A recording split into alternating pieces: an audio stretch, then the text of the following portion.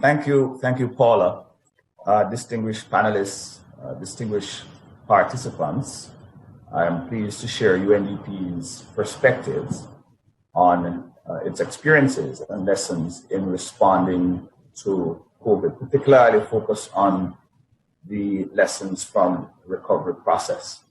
I will do so by articulating perhaps seven key lessons, some of which are reconfirming things we've known, and as Paula said in our opening, may also link back to those comments made in the opening presentations by Professor and Mr. Algate. My presentation will essentially build upon our experiences in rolling out the COVID recovery needs assessment, the socioeconomic impact assessments, and of course, the socioeconomic response plans that were developed. Next slide, please. And these were all led by UNDP, but certainly reflected within the spirit of partnership with a number of international organizations, and more importantly, the government. What we've seen in rolling out these assessments, that this was the first time that many countries were having to adapt a traditional approach using the PDNA methodology to address the particular challenges that COVID presented. And in several of these countries, the assessments were conducted to look at the impact of the pandemic, but also looking at it from an angle of the multidimensional nature of risk, given the number of other hazards and risks that were in play in many of the countries, some of which unfolded, and you would have heard from our colleague, Mr. Delessa, on his experience in that regard. Each assessment covered multiple sectors and key issues, and in fact, the assessments looked on the formal and informal sectors, small and medium enterprises, as well as MSMEs and tourism. This certainly was used to facilitate the pivot into the framing of the necessary economic recovery approaches. It is important to note here that the assessments also took a deeper dive into some of the social related issues, and this came up certainly in Mr. Halgate's very impressive presentation, where we looked at social protection programs of many of the countries, looking at the gaps in the social protection systems, the planned expansion for some of these systems, as many countries had some existing but needed to be expanded to deal with the COVID issues. Recognizing that we didn't want to leave those who are often left behind out of the process. Next slide, please. In terms of the first lesson, all the socioeconomic assessments conducted by UNDP revealed that social protection, jobs, livelihoods, and inequalities were the key issue that were again brought into sharp focus, reminding us that the underlying drivers are still left unaddressed, and it is the basis on which many of these types of crises superimpose themselves and can be so hard felt by poor individuals. Additionally, a strong unifying theme was the leaving no one behind. Vulnerabilities, exclusion, discrimination, and the effects of pre-existing inequalities that exacerbated COVID-19, the impact of COVID-19, were seen.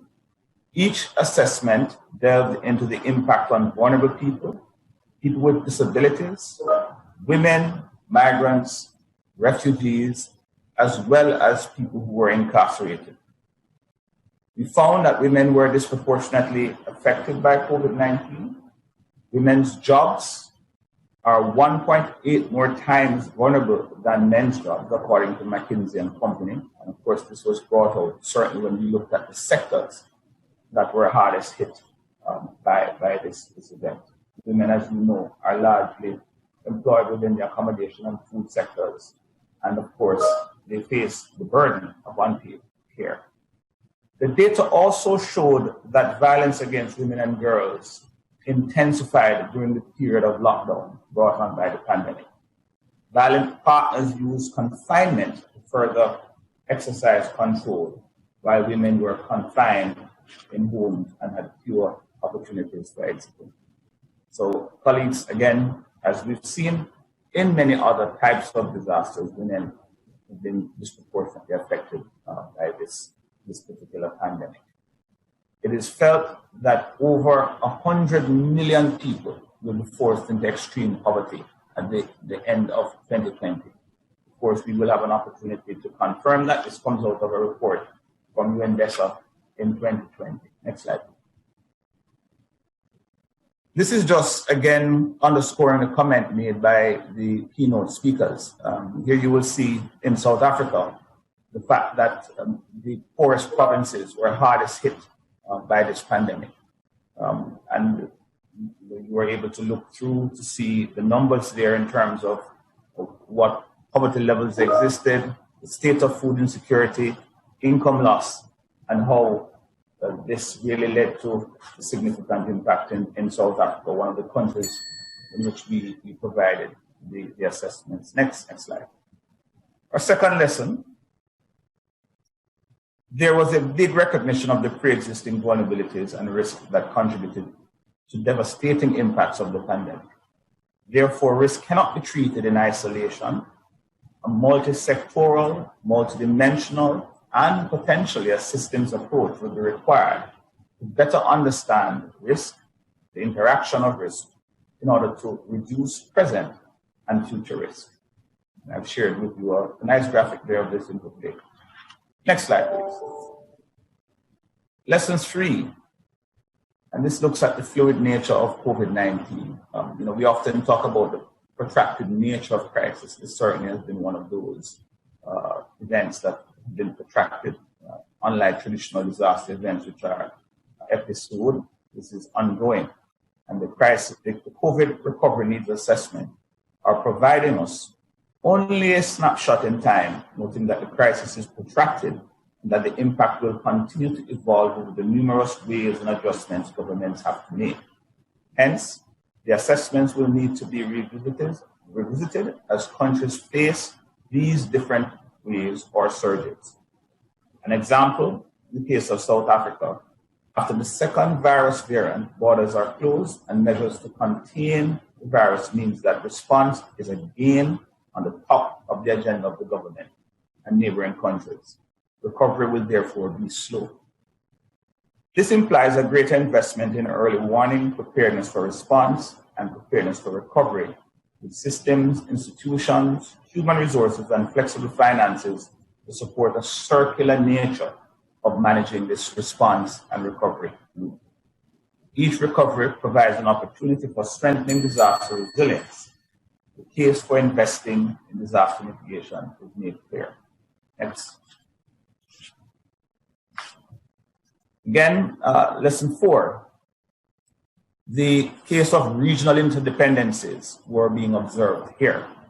Recognizing this interdependence, the African Union, in partnership with UNDP's Sahel Resilience Building Program, is working with regional intergovernmental organizations to develop a regional recovery framework from COVID-19. The objective of the regional framework is to guide inclusive socioeconomic recovery efforts at the continental, regional level in support of national recovery efforts in the AUC member states. This would be a joint effort of 6 regional intergovernmental organizations. Next slide. Lesson 5. Here, the discourse around systemic risk is no longer one of a theoretical discourse. Governments, private enterprise, civil society, and citizens are all now painfully aware of the fragile nature of the systems they depend on. The assessments allow governments to understand the interplay between social and economic and natural systems in building their resilience, and of course, the necessity of systems to adapt and gain resilience to the pandemic, disasters, and climate as well. Some are calling for a reset, a pivot of their existing development pathways to new pathways. Next. And here on the screen, we have a case of Azerbaijan, who, noting from those lessons, have focused their recovery strategy on these 3 key areas, looking at a new social contract, closing the digital divide, and of course promoting green transitions for recovery. Next slide, lesson 6. Here we saw that successful recovery requires a fit-for-purpose governance system. And we saw where in some of our countries, a solidarity fund was created, and this is the case in South Africa.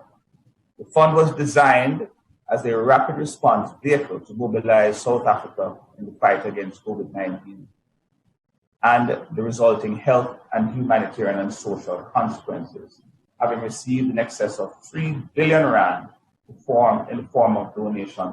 Fund works to augment the government's response to the unprecedented challenges of COVID.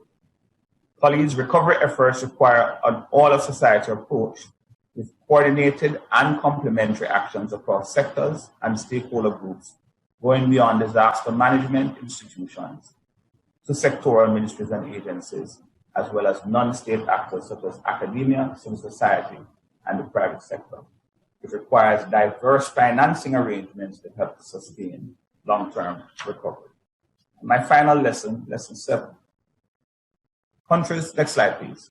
Countries more than ever are now aware that their poor investments in healthcare, education, and social protection systems reduce their ability to bounce back from this crisis. As a result, each country's recovery strategy emphasizes recovery from the crisis should be green, therefore enabling green transitions as we've heard before, invested in social aspects, focus on the most vulnerable, and this was the case in Azerbaijan, South Africa, Ecuador, and El Salvador. COVID itself is a unique chance to address climate change through the economic recovery process that integrate green transitions and investments such as renewable energy, smart buildings, and public transport with significant co-benefits in terms of jobs. Next slide. In conclusion, I've shared there with you a quote from Pedro Conceição, UNDP lead author of the Human Development Report. And this quote essentially implies that greater investment in early warning preparedness for response and preparedness for recovery with systems, institutions, and human resources, and flexible financing to support the circular nature of managing risk is of utmost importance and a requirement going forward if we're to face the future of uncertain risk. Thank you, Madam Moderator.